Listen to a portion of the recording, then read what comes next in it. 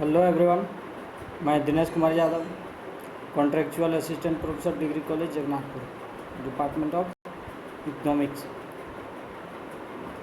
आज का ये वीडियो क्लास सेमेस्टर थर्ड के अभ्यर्थियों के लिए है, जिसके अंतर्गत हम लोग पब्लिक फाइनेंस का एक टॉपिक सार्वजनिक व्यय के बारे में पढ़ेंगे। इससे पहले हम लोगों ने सार्वजनिक व्यय पर 2-3 वीडियो देख चुके हैं, जिसमें हम लोग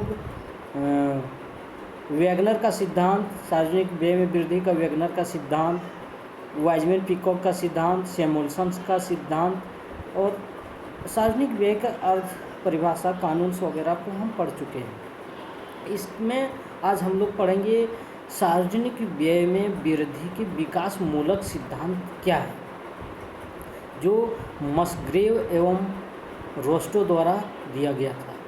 तो growth oriented theory of public expenditure इसे अंग्रेजी में कहा जाता है, जो प्रोफेसर रोस्टो एवं प्रोफेसर मस्ग्रेव की धारणा थी कि सार्वजनिक व्यय में वृद्धि के कारणों की व्याख्या जो है वह आर्थिक विकास के संदर्भ में की जानी चाहिए, और यही कारण है कि इसे विकास मूलक सिद्धांत कहा जाता है।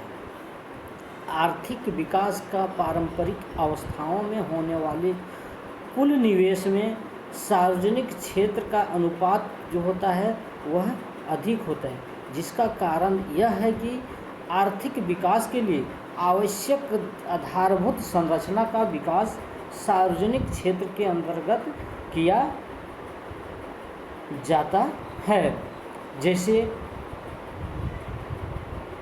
रोड, रेल, सरकारी भवनें, सैनिक यातायात सुविधा, दूरसंचार की सुविधा, विद्युत शक्ति, शिक्षा, सार्वजनिक स्वास्थ्य केंद्र आदि आदि पर सार्वजनिक व्यय किया जाता है, सरकार द्वारा किया जाता है।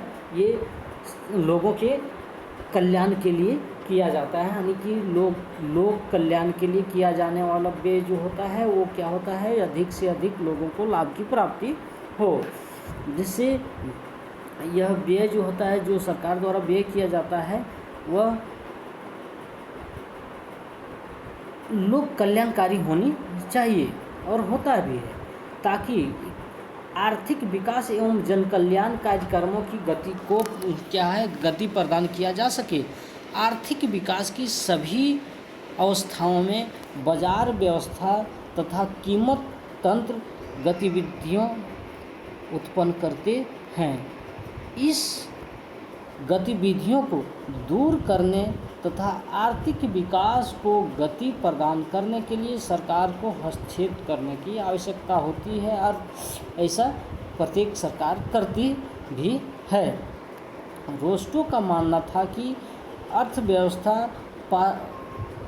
अर्थव्यवस्था जो है वह परिपक्वता की अवस्था को प्राप्त कर लेती है, तब सार्वजनिक व्यय के रूप में जो परिवर्तन आ जाता है वह आधारभूत संरचनाओं के निर्माण पर नहीं किया जाता, बल्कि शिक्षा, स्वास्थ्य तथा अन्य कल्याणकारी कार्यक्रमों पर अधिकाधिक व्यय किया जाने लगता है।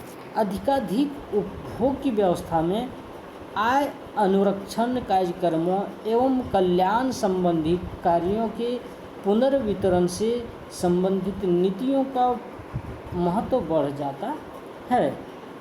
अब इन मदों पर राष्ट्रीय आय एवं सार्वजनिक व्यय का अधिकांश भाग जो होता है वह व्यय किया जाता है। इसी तरह मस्ग्रेव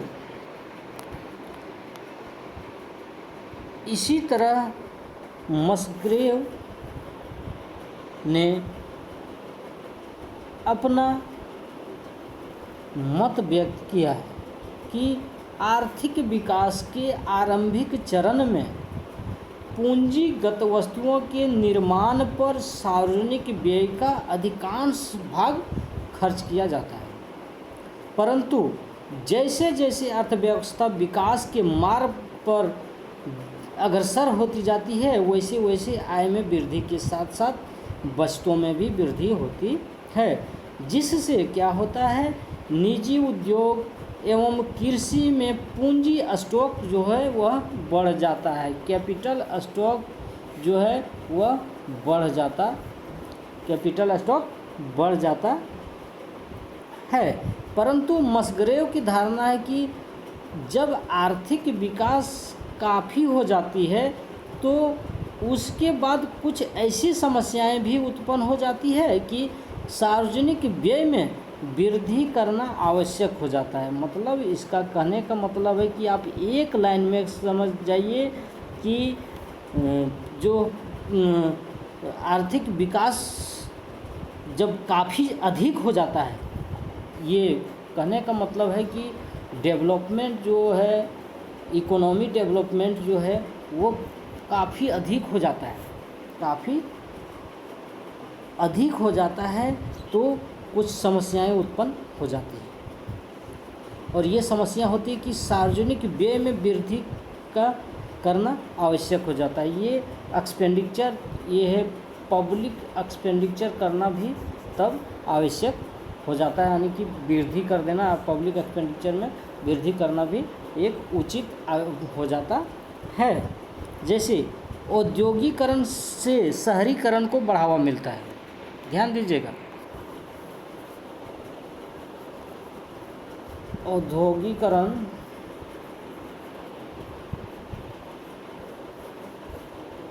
से क्या होता है, शहरीकरण, इसको क्या होता है, बढ़ावा मिलता है। शहरीकरण के उत्पन्न जटिलताओं को दूर करने के लिए सरकार को आगे आना पड़ता है। सरकार को इस जटिलता, जो इनके बीच में जो जटिलता उत्पन्न होती है उसे दूर करने के लिए सरकार को आगे आना पड़ता है। सार्वजनिक व्यय मानव पूंजी के विकास के लिए आवश्यक समझा जाता है। सार्वजनिक व्यय जो है, पब्लिक एक्सपेंडिचर जो है वह क्या है, यह ह्यूमन डेवलपमेंट के लिए यह आवश्यक हो जाता है, बहुत ही महत्वपूर्ण हो जाता है। बिना सार्वजनिक व्यय का ह्यूमन डेवलपमेंट बहुत ही कठिनाई से डेवलप कर सकता है, और इसे डेवलप करने के लिए सरकार को व्यय करना बहुत ही आवश्यक हो जाता है। जैसे किस चीज़ पर हो जाता है, स्वास्थ्य, शिक्षा, पेयजल मतलब यहाँ शुद्ध पेयजल, शुद्ध को ध्यान रखिएगा, शुद्ध पेयजल आदि तरह के जो सुविधाएं लोगों को चाहिए, मानव विकास को चाहिए, इन सब चीज़ों की व्यवस्था सरकार को करनी पड़ती है। यह सब सार्वजनिक व्यय में वृद्धि का कारण बन जाता है। यह क्या होता है, ये सब जो है वह कारण बन जाता है किसका, सार्वजनिक व्यय का कारण बन जाता है, किसका, पब्लिक एक्सपेंडिचर का ये कारण बन जाता है। इसी तरह रोस्टो तथा मस्ग्रेव दोनों ही अर्थशास्त्री का मॉडल विकास प्रक्रिया के फलस्वरूप क्या होता है, सार्वजनिक व्यय के बढ़ते अनुपात पर व्यापक विचार प्रस्तुत करते हैं। विकास की प्रक्रिया में तत्पर विभिन्न विकासशील देशों के सार्वजनिक व्यय के आंकड़ों के अध्ययन एवं विश्लेषण में रोस्टो में मस्ग्रेव की इस विचारधारा की पुष्टि होती है कि विकास की प्रक्रिया के दौरान न केवल सार्वजनिक व्यय के अनुपात में वृद्धि होती है, यानी कि पब्लिक एक्सपेंडिचर की रेशियो में वृद्धि होती है, बल्कि सार्वजनिक व्यय के स्वरूप में हो जाता है, पब्लिक एक्सपेंडिचर के स्वरूप में भी परिवर्तन हो जाता है, वृद्धि हो जाता है, परिवर्तन हो जाता है। तो इस प्रकार से हम कह सकते हैं कि सार्वजनिक व्यय में वृद्धि से संबंधित जो सिद्धांत अभी हम लोगों ने मस्ग्रेव और रोस्टो का जो हम पढ़े, इनके विश्लेषण के से हमें यह पता चलता है कि सार्वजनिक व्यय में वृद्धि का कोई भी एक सामान्य सिद्धांत ऐसा नहीं है जो सार्वजनिक व्यय में वृद्धि के लिए उत्तरदायी कारणों को स्पष्ट व्याख्या प्रस्तुत करता हो।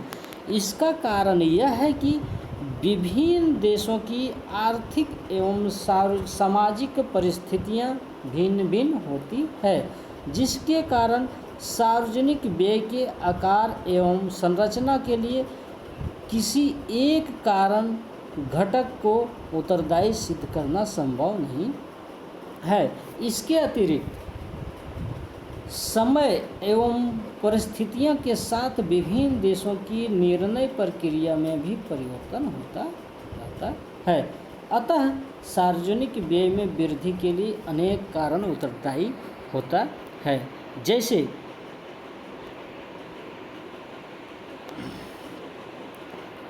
जैसे हम कह सकते हैं कि इस संबंध में प्रोफेसर मसग्रेव का कथन था कि सार्वजनिक व्यय का सिद्धांत मनोहर है, किंतु कुछ कुछ पकड़ में ना आने वाली समस्या बना रहता है। यदि केवल आर्थिक कारणों पर ही विचार किया जाए तब ही व्यय संबंधी नियम पर पहुंचना कठिन होता है। अब ये था इसका सिद्धांत, मसग्रेव और रोस्टो का विकासमूलक सिद्धांत। अब हम आइए जानते हैं कि बढ़ते हुए सार्वजनिक व्यय के प्रति दृष्टिकोण कैसा है, क्या दृष्टिकोण है। हम लोगों ने सार्वजनिक व्यय की वृद्धि को हम पिछले क्लास में हम पढ़े, पिछले कई वीडियो में पढ़े हैं। आइए तो हम एक नज़र इस पर दौड़ा लेते हैं कि सार्वजनिक व्यय की वृद्धि के दृष्टिकोण क्या क्या है। देश की अर्थव्यवस्था में सरकार की निरंतर बढ़ती जा रही भूमिका तथा उसकी कल्याणकारी कार्यों में हो रही वृद्धि के फलस्वरूप राज्य के व्यय में तेजी से वृद्धि होती जा रही है। राज्यों की इस तरह बढ़ते सार्वजनिक व्यय के प्रति कुछ लोगों ने क्या है, निम्न आधारों पर चिंता व्यक्त की है। सार्वजनिक व्यय प्रकृति से अनुत्पादक एवं उपव्यय पूर्ण होती है। ये ध्यान दीजिएगा, सार्वजनिक व्यय प्रकृति के अनुत्पादक होता है तथा अपव्यय पूर्ण होता है। मतलब हो सकता है ये सार्वजनिक व्यय होगा वो अनुत्पादक वस्तुओं पर किया जाता हो, जो तत्काल में प्रत्यक्ष रूप से नहीं दिखता है, लेकिन ये भविष्य में इसका असर दिखता है। विरोधी दलों को यह शंका बनी रहती है कि सत्तारूढ़ दल सार्वजनिक धन का उपयोग जो करते हैं वो अपने शासन की अस्थायी बनाने के लिए तो नहीं कर रहे हैं। ये चीज़ हमेशा विरोधी दलों को चिंता सताती रहती है। यह भी चिंता बनी रहती है कि सरकार के कार्यक्षेत्र में विस्तार से व्यक्तिगत स्वतंत्रता तथा निजी उद्यम के क्षेत्र पर अतिक्रमण हो सकता है। प्रथम चिंतन इस आधार पर आधारित है कि प्रशासनिक दृष्टि से सरकार स्वभावतः अपव्यय तथा अकुशल होती है। कहने का मतलब है प्रशासनिक दृष्टिकोण से हम देखते हैं कि सरकार जो है उसकी जो स्वभाव है वह अपव्ययी तथा अकुशल है। मतलब यह जो व्यय हो रहा है वह ये क्या कहते हैं, व्यर्थ किया जा रहा है, ये व्यर्थ व्यय किया जा रहा है और यह कुशल नहीं है। सरकार कार्य लाभकारी न होकर, सरकारी कार्य जो है वह लाभकारी न होकर समाज के ऊपर बोझ होते हैं। ये तर्क उचित नहीं प्रतीत होते हैं कि वह बड़ा संगठन, चाहे वह सामाजिक, व्यावसायिक तथा सरकारी हो, उसमें अपव्यय व अकुशलता का पाया जाना एक सामान्य बात हो सकती है। यह तर्क जो है वह भी जो है वह आधारणीय है कि सरकार कार्य से जनता पर अनावश्यक बोझ बढ़ता है। सरकारी कार्य असामान्यता उन सेवाओं के रूप में होते हैं जो प्रत्यक्ष अथवा अप्रत्यक्ष रूप से समाज की उत्पादन क्षमता में वृद्धि करते हैं। भले ही उनसे सरकार का प्रत्येक रूप से आय प्राप्त न होती है। विरोधी दलों की इस चिंता से में सत्यता का कुछ अंश परिलक्षित होता है कि सार्वजनिक व्यय का उपयोग शासन दल मतदाताओं को अपनी तरफ आकर्षित करने के लिए कर सकता है ताकि वह चुनाव में पुनः जीत सके। फिर भी इस आधार पर शासक दल द्वारा सार्वजनिक व्यय किए जाने की आलोचना नहीं की जाती है। जो वर्तमान में सरकार उपलब्ध होते हैं वे इसकी आलोचना नहीं करते हैं। शासक दल जनता से मत प्राप्त कर शासन करने की शक्ति प्राप्त करना है, अतः सार्वजनिक व्यय की नीति अपनाने के पीछे जनता की स्वीकृति रहती है। कहने का मतलब यहाँ देख लीजिए, एक बात ये ध्यान दीजिएगा, शासक दल जनता से मत प्राप्त कर शासन करने की शक्ति प्राप्त कर रखती है, ठीक ना, कि किस तरह से देश को चलाएगा वो आपसे क्या कहते हैं मतदान के माध्यम से वो ले लिया है आपका हक कि हम इस प्रकार से चलाएंगे, यानी कि आपका नेतृत्व वो सरकार कर रही है। अतः सार्वजनिक व्यय की नीति अपनाने के पीछे जनता की स्वीकृति रहती है। मतलब हम ज्यों ही सरकार को चुने, यानी कि उसको वोट देकर हमने जिताया, तो हमारा मत है कि सरकार जो निर्णय लेगा उसको मेरे लिए स्वीकार है, यानी कि मेरे द्वारा सेलेक्ट किया जा रहा है। इसी तरह सरकारी क्षेत्र का विस्तार भी निजी उपक्रमों के लिए अभिशाप न होकर वरदान ही साबित हुआ है। आंतरिक शक्ति व बाह्य आक्रमण से, ध्यान दीजिएगा, आंतरिक शक्ति एवं बाह्य आक्रमण से सुरक्षा तथा आर्थिक विकास हेतु आधारभूत संरचना का विकास अथा यातायात एवं संचार के माध्यमों का विकास, शिक्षा एवं स्वास्थ्य पर किया गया व्यय गैर सरकारी अर्थव्यवस्था के विकास में महत्वपूर्ण भूमिका निभाते हैं।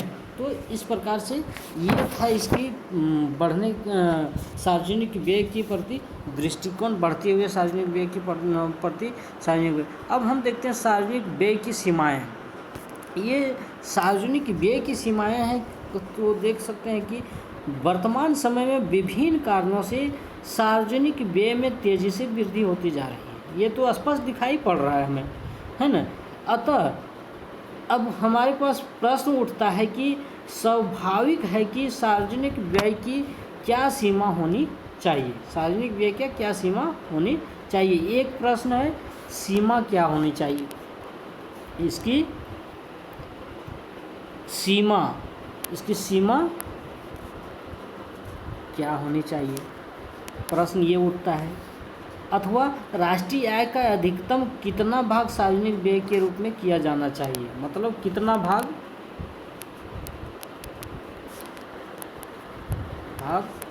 पब्लिक एक्सपेंडिचर के रूप में किया जाना चाहिए।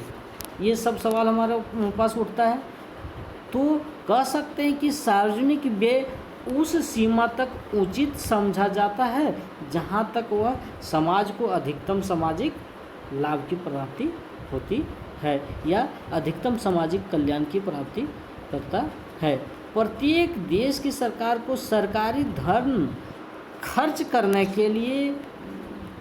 करते समय कुछ मदों पर विशेष ध्यान रखना पड़ता है, यथा देश की आंतरिक सुरक्षा तथा शासन व्यवस्था, देश की आंतरिक सुरक्षा तथा शासन व्यवस्था पर व्यय, देश की सीमाओं की रक्षा पर व्यय, सामाजिक कल्याण पर व्यय, आर्थिक विकास पर व्यय, अंतर्राष्ट्रीय संबंधों को अनुकूल बनाए रखने के लिए व्यय, यानी कि अंतर्राष्ट्रीय व्यापार से संबंधित व्यय आदि को सम्मिलित किया जाता है।